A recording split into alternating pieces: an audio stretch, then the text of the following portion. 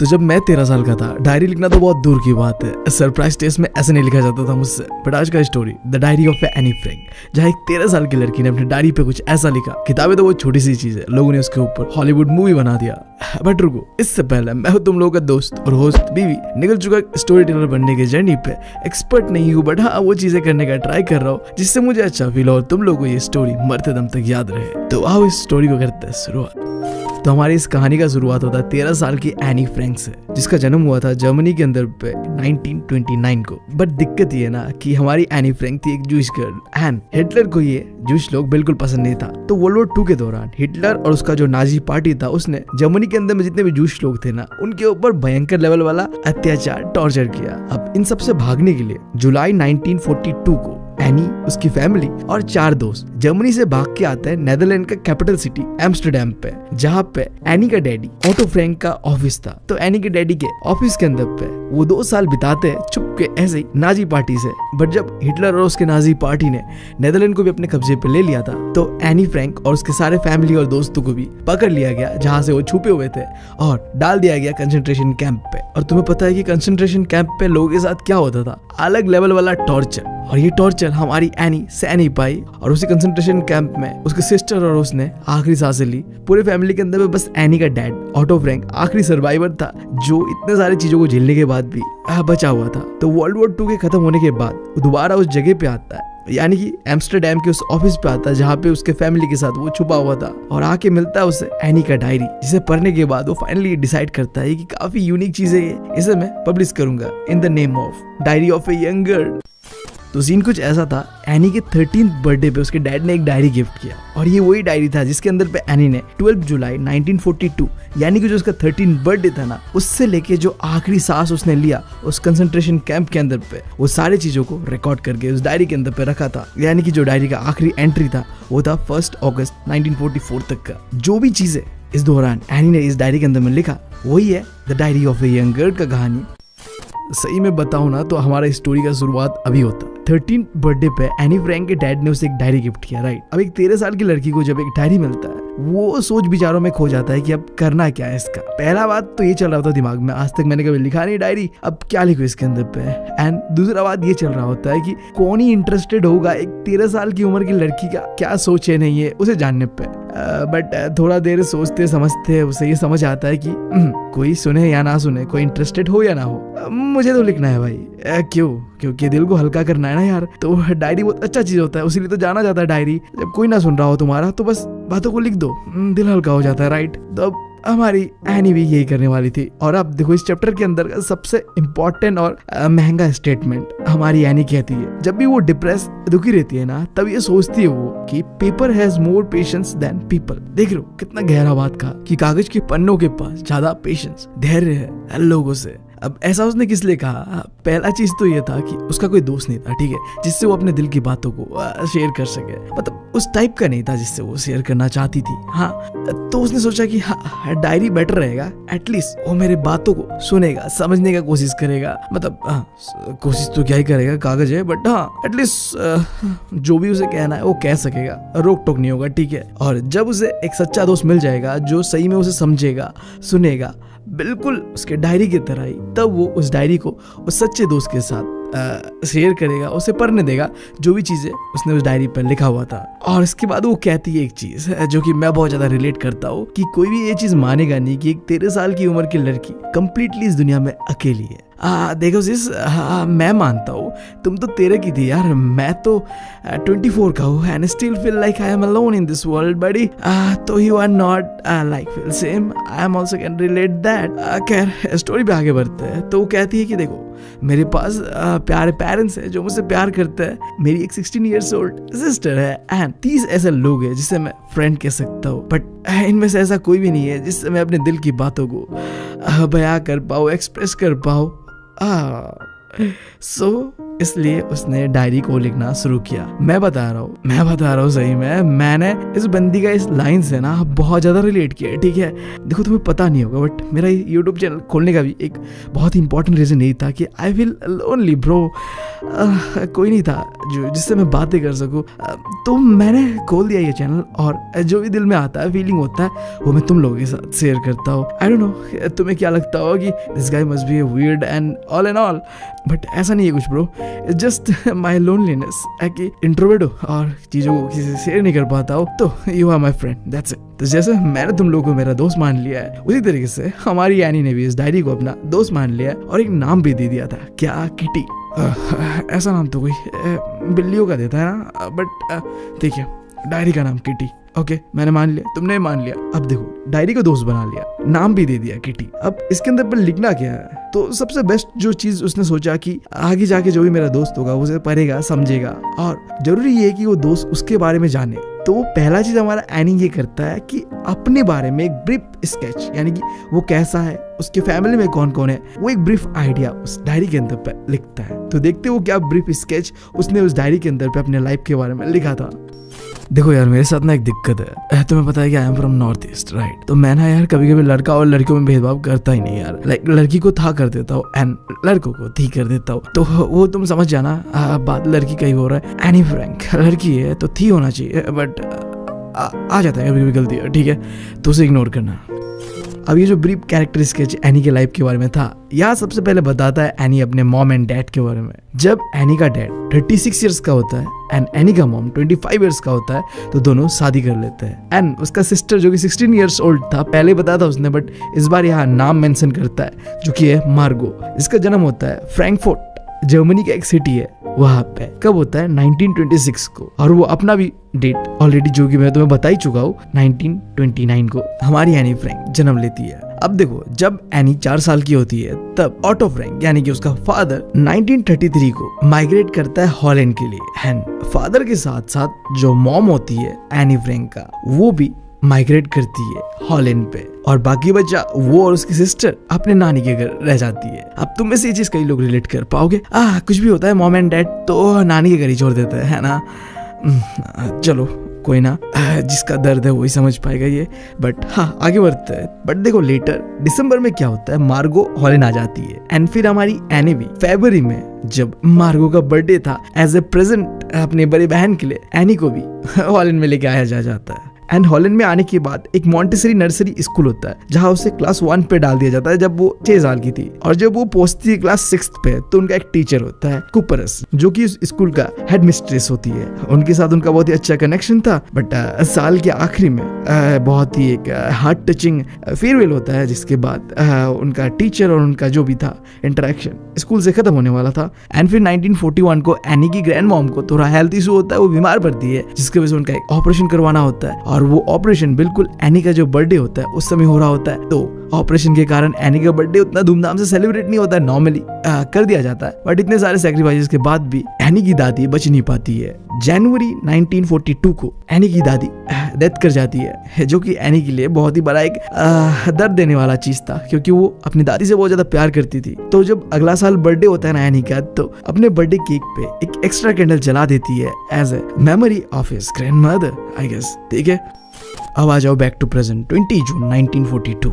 Family में बच्चे जितने भी लोग थे, एनी के डैड, एनी की मॉम, एनी एंड उसकी सिस्टर, सब अपने जिंदगी में सही तरीके से चल रहे थे। अब एक बात से तुम कंफ्यूज हो गए, यहाँ पे बैक टू प्रेजेंट, हम पास्ट प्रेजेंट कहाँ पे थे हम? देखो मैंने तुम्हें बताया था कि हमें पूरा डायरी नहीं पढ़ना है, डायरी का कुछ पोर्शन है जो कि हमें जानना है। वो पोर्शन क्या पता है? डेट भी दिया हुआ है यहाँ पे, सैटरडे 20 जून 1942। ये वो डेट है इस डायरी के अंदर पे, जहाँ पे एनी का स्कूल लाइफ के बारे में थोड़ा बहुत बताया गया है, वो हमें जानना है इस स्टोरी के अंदर पे। बेसिकली मैं बताऊँ तो तुम्हें जो ये स्टोरी है ना, ये थोड़ा बहुत हाईलाइट दिया एनी के बारे में, एंड अब उसका स्कूल लाइफ किस तरीके से था, वो कैसी थी, वो सब हमें जानना है, ठीक है। तो एनी अपने डायरी में एंट्री कुछ इस तरीके से करती है कि डियर किटी, हमारा सारा क्लास डरा हुआ है, घबराया हुआ है इस बात से, क्योंकि बहुत ही जल्द अपकमिंग टीचर्स मीटिंग्स होगा, जहाँ टीचर्स ये डिसाइड करेंगे कि कौन से बच्चे अपकमिंग क्लासेस पे जाएंगे और किन्हें इसी क्लास पे रख देना है। यानी कि सिंपली बताओ तो रिजल्ट का सीन रहेगा, ठीक है। और रिजल्ट से यार सबकी फटती है, ठीक है, चाहे वो एनी हो, मैं हूँ या तुम हो, है ना। रुको रुको, ऐसा नहीं है। अगर तुम बैक बेंचर हो ना तो तुम्हारी बिल्कुल नहीं फटेगी। हाँ, मैं क्यों ऐसा कह रहा हूँ देखो, अभी तुम्हें समझ आएगा। अब जहाँ पूरा क्लास डरा हुआ इस बात से कि अपकमिंग मीटिंग है, क्या होने वाला है नहीं होने वाला है, वहीं पे एनी और उसके दोस्त जीएन के पीछे में दो लौंडे बैठे हुए थे, प्योर बैक बेंचर्स, ठीक है, जिनका अलग ही चल रहा था भाई। एक का नाम था सीएन और दूसरे का नाम था जैक। दोनों भाई ने अपना जो हॉलीडे का सेविंग्स था ना वो सट्टे पे लगा दिया था कि भाई तू पास होगा या मैं पास होऊंगा। दे आर बी लाइक, भाई देख तू तो इस बार पास हो ही जाएगा। अरे नहीं यार, तू पास हो जाएगा। अरे नहीं यार, मैं पास नहीं होऊंगा, तू ही पास हो जाएगा। अब देखो प्योर बैक बेंचर वाला सीन है, ठीक है। अब मुझे पता है जब भी ऐसा कुछ चल रहा होता है ना, दोनों के दोनों पक्का फेल होने वाले हैं और सट्टा चला रहे हैं कि तू पास हो जाएगा, तू पास हो जाएगा, क्योंकि दोनों को पता है कि भाई हमने तो पढ़ा ही नहीं है, हम पे तो पढ़ा है ही ना, तो हम तो पास हो गए नहीं, सामने वाला पास हो जाएगा। बट दोनों को नहीं पता कि दोनों नहीं पढ़ा है। खैर जो भी हो, अब इन सारे हरकतों की वजह से एनी और उसके दोस्त जीएन बहुत ही भड़की हुई थी। जीएन ने तो कई बार रोकने की कोशिश भी किया और एनी तो बस भड़की जा रही थी उनके ऊपर। बट हमारे भाई दो बैक बेंचर्स को किसी से फर्क पड़ नहीं रहा था, वो तो भाई अपने ही में मस्त थे, ठीक है। और अगर तुम सीधा एनी से पूछो ना कि क्या रिजल्ट रहेगा, क्या सीन है नहीं है, तो उसका तो सीधा कहना था कि देखो हमारे स्कूल पे गधे भरे पड़े हैं। अगर उसका माना जाए ना तो कई लोग ऐसे हैं जिन्हें आगे नहीं बढ़ाना चाहिए, पास नहीं करना चाहिए, इसी क्लास पे रहने देना चाहिए। बट वो कहती है कि देखो टीचर जो है ना बहुत ही अनप्रिडिक्टेबल क्रीचर्स है इस दुनिया का। मतलब वो ये है कि लगता है कि इसने नहीं पढ़ा बट देखते कि भाई वो पास कैसे हो गया, और कोई होगा कि भाई बहुत पढ़ा है उसने बट वो फेल हो जाता है। अब ये कैसे होता है ये टीचर्स जानते हैं। बट हमारी एनी को बिल्कुल इस चीज से घबराहट नहीं थी कि क्या होगा नहीं होगा रिजल्ट। उसे पता था कि उसके जितने भी लड़की दोस्त एक गर्लफ्रेंड्स है और वो खुद पास तो हो ही जाएगी। बस एनी को थोड़ा मैथ्स को लेके डर था, बट हाँ वो इंतजार करने के लिए तैयार थे कि जो भी होगा देखा जाएगा। उन बैक बेंचर्स की तरह बकेती नहीं करना है एनी को, ठीक है। एनी फिर अपने डायरी पे आके लिखती है कि जितने भी टीचर्स थे ना उनके साथ एनी का अच्छा रिलेशन था। 7 मेल टीचर्स थे और 2 फीमेल टीचर्स थे, और सारे टीचर्स के साथ एनी का बनता था एक्सेप्ट द वन टीचर जिसका नाम था मिस्टर कीजिंग, जो पढ़ाता था एनी को मैथ्स। एक तो ऐसे एनी को मैथ्स थोड़ा डिफिकल्ट लगता ही था, ऊपर से मैथ्स टीचर भाई वो अलग स्यापा कर रहा था। अब सही बताओ ना तो मैथ्स टीचर ना होते हैं यार, तुम कहीं भी देख लो, मेरे स्कूल पे हो, तुम्हारे स्कूल पे हो, तुम्हारे भैया दोस्त सबके स्कूल पे, पता नहीं क्यों ऐसा होता है यार। मैथ्स टीचर ना बहुत रूड होते हैं, ठीक है। अब शायद वो रूड इसलिए होते हैं क्योंकि एक समय में उनका भी नहीं बन रहा होता है मैथ्स, तो वो बस उसी चीज़ पे घुस जाते हैं और वो ऐसे बन जाते हैं। मे बी हाँ ये मेरा थ्योरी है आई गेस, बट खरूस तो होते हैं, ठीक है, ये चीज़ तुम भी मानोगे तो ठीक है। एनी के साथ भी उसका टीचर खरूस था, बट एनी के साथ जो ये रूडनेस था मिस्टर कीजिंग का वो एक रीजन से था। एनी ना बहुत बोलती थी क्लास के अंदर पे, और ये चीज मिस्टर कीजिंग को बिल्कुल पसंद नहीं था। तो मिस्टर कीजिंग एनी के ये जो आदत है बक करने का क्लास के अंदर पे, से तंग आके उसे पनिशमेंट के नाम पे एक असाइनमेंट देता है। क्या देता है? एक्स्ट्रा होमवर्क की एक ऐसे लिख के लाओ चैटर बॉक्स के बारे में। जिन्हें नहीं पता चैटर बॉक्स क्या होता है, वो इंसान जो ज्यादा बक करते रहता है ना। मेरे दिमाग में कैसा इंसान आ रहा है, मैं नाम भी नहीं ले रहा और कुछ नहीं बोल रहा, बट है कोई एक, ठीक है। तुम्हारे अगर दिमाग में कुछ आ रहा है तो कमेंट सेक्शन खुला हुआ है, नाम मेंशन कर सकते हो, ठीक है। सो हमारी एनी सोच पे पड़ जाती है कि चैटर बॉक्स इसके बारे में क्या लिखूं, बट वो वहीं पे रुक जाती है। टाइटल को लिख लेती है चैटर बॉक्स एंड उस किताब को बैग के अंदर पे डाल के शांत रहने का कोशिश कर रही होती है। फिर घर में पहुंचती है जाके एंड सारे होमवर्क्स करने के बाद उसे याद आता है कि अच्छा मुझे तो एक एक्स्ट्रा होमवर्क मिला हुआ है चैटर बॉक्स के बारे में। हाँ, तो वो सोच पे पड़ जाती है कि लिखना क्या है। मुंह पे एक फाउंटेन पेन चबा के वो सोच रही होती है कि चैटर बॉक्स के बारे में ऐसा क्या लिखूं। सोचते हुए ये बहुत ही एक अच्छा चीज सोच रही होती है कि ऐसे तो सब लिखते हैं, बट मुझे कुछ ऐसा लिखना है जहाँ जो एक कन्विंसिंग आर्गुमेंट दूं कि क्यों बातें करना चाहिए हमें, क्योंकि इनडायरेक्टली तो भाई टीचर जो है मिस्टर कीजिंग वो तो इंसल्ट ही कर रहे थे हमारी एनी का। तो हमारी एनी भी कम तो थी नहीं, एक ऐसा कड़ा जवाब देना चाहती थी जिससे कि टीचर्स मतलब समझे कि बात करना क्यों जरूरी होता है। तो अचानक से सोचते उसके दिमाग पे एक आइडिया आता है और वो 3 पन्नों का एक ऐसा लिखती है और लेके जाके मिस्टर कीजिंग के सामने रख देती है। और वो ऐसे कुछ इस तरीके से था कि देखिए टीचर जी, जो स्टूडेंट्स है ना उसका ये कैरेक्टर कह सकते हो या फिर एक एसेंशियल क्वालिटी होता है हर एक स्टूडेंट का कि वो बात करे, जो कि मैं भी मानता हूँ कि सही है, बातें करेंगे तभी तो चीजें समझ आएगा, वो होगा ये होगा। बट हाँ, क्लास के अंदर पे ऐसे बातें तो करना नहीं होता है। तो उसने ये भी कहा कि मैं अपना जो बात करने का हैबिट है इसे कंट्रोल करने का भी कोशिश करूंगा, बट एक दिक्कत ये है कि मैं ऐसे क्योर नहीं कर सकता, मतलब खत्म नहीं कर सकता। खत्म क्यों नहीं कर सकता? क्योंकि ये जो बात करने का जो आदत है ना, ये मेरे माँ से मुझे मिला हुआ है। तो मतलब ये जो बातूनी वाला जो हरकत है ना, ये इनहेरिटेड है, यानी कि खानदानी है, उसके माँ से आया हुआ है, तो वो तो जाने वाला है नहीं, बस इसे कंट्रोल कर सकती है हमारी हैनी। देख रहे हो साइंटिफिक आर्गुमेंट दे रही है बहन। अब ऐसा साइंटिफिक आर्गुमेंट देगी क्यूट सी लड़की, तो हमारा रूट सा मैथ्स टीचर ही क्यों ना हो। पिघल गया एनी के बातों से और हंस दिया। बट क्या करें, हमारे एनी का गंदा आदत बात करने का छूटने वाला थोड़ी था इतनी आसानी से।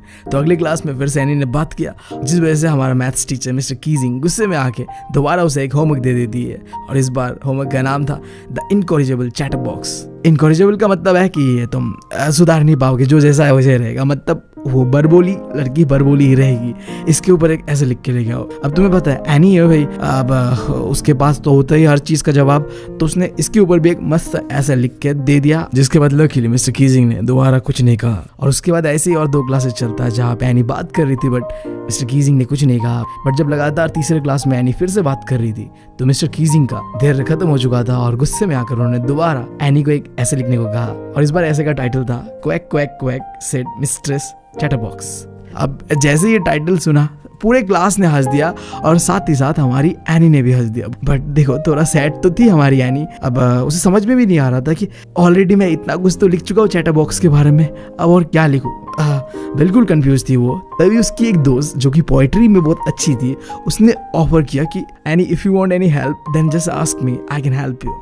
और ये सुनते ही हमारी एनी भी लाइक ओके कूल, अब लेंगे हम भी बदला। मिस्टर कीजिंग ने पूरी क्लास के सामने मजाक उड़ाने के लिए मुझे एक ऐसा टॉपिक दिया ताकि मेरा मजाक उड़ सके। क्यों ना अब इस टॉपिक को उनके ऊपर ही भारी पड़ा दिया जाए, कुछ इस तरीके से बना दिया जाए कि अब मजाक मेरा नहीं मिस्टर कीजिंग का हो रहे। तो फाइनली उसकी दोस्त के साथ मिलके एनी ने वो पोएम भी कंप्लीट कर लिया। और बहुत ही प्यारा सा पोएम था कि कुछ इस तरीके से, एक मदर डक होगी, एक फादर स्वान होगी और उसके 3 बच्चे होंगे। और वो बच्चे क्योंकि बातें बहुत करते हैं, क्वैक क्वैक करते हैं, ठीक है, तो इसके वजह से जो स्वान फादर है उसने अपने बच्चों को मार दिया। तो देखो बहुत ही गहरा और खतरनाक पोएम था, ठीक है। अब जैसे मिस्टर कीजिंग ने एनी का वो पोएम सुना, समझा और फील किया, उसे रियलाइज हुआ कि शायद वो गलत कर रहा है। बच्चे हैं, बातें तो करेंगे, मैं कुछ ज्यादा ही कर रहा हूँ उनके साथ। तो तुमने देखा लकीली मिस्टर कीजिंग ने एनी का जो भी बात था उस पोएम के अंदर उसे पॉजिटिव ले लिया और इस बार भी एनी बच गई थी। मिस्टर कीजिंग को कोई गुस्सा नहीं आया और उस दिन के बाद से मिस्टर कीजिंग ने कभी भी एनी को बात करने से नहीं टोका और ना ही क्लास में कोई होमवर्क दिया ऐसे बकवास टॉपिक के ऊपर। Chatterbox by God. उल्टा अब क्या हो रहा था,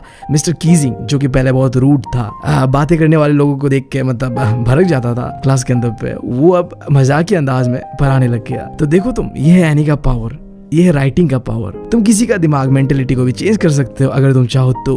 बस तुम्हें सही तरीके से अपना पॉइंट को रखने जानना पड़ेगा, तुम्हारा आर्गुमेंट वैलिड होना पड़ेगा, बस दैट्स इट। और यही चीज बहुत अच्छी तरीके से एनी ने किया अपने मैथ्स टीचर मिस्टर कीजिंग के सामने, जिसकी वजह से हमारा अब खरूस टीचर मिस्टर कीजिंग एक कूल टीचर बनने के रास्ते पे चल बढ़ा है। और इसी के साथ हमारा होता है ये स्टोरी खत्म।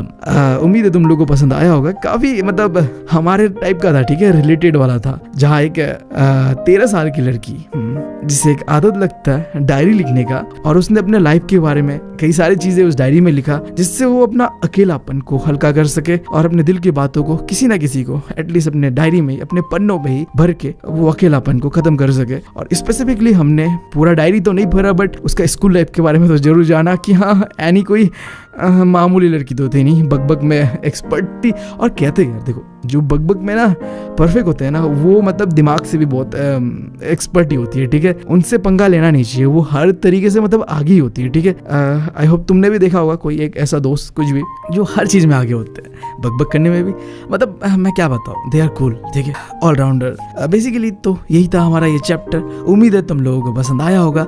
थोड़ा लेट हो गया था क्योंकि मेरा मूड थोड़ा ठीक नहीं था, और तुम्हें पता है कि मैं अपने मूड के हिसाब से काम करता हूँ, but I being a responsible guy, आगे से समय से आएगा वीडियोस, तो सॉरी फॉर दैट, दिल से सॉरी, ठीक है। Thank you, love you all. और हाँ, अगर चैनल पसंद आए तो सब्सक्राइब कर लेना, और एक सेकंड चैनल है द सिबलिंग्स के नाम से, उसे भी सब्सक्राइब कर लेना।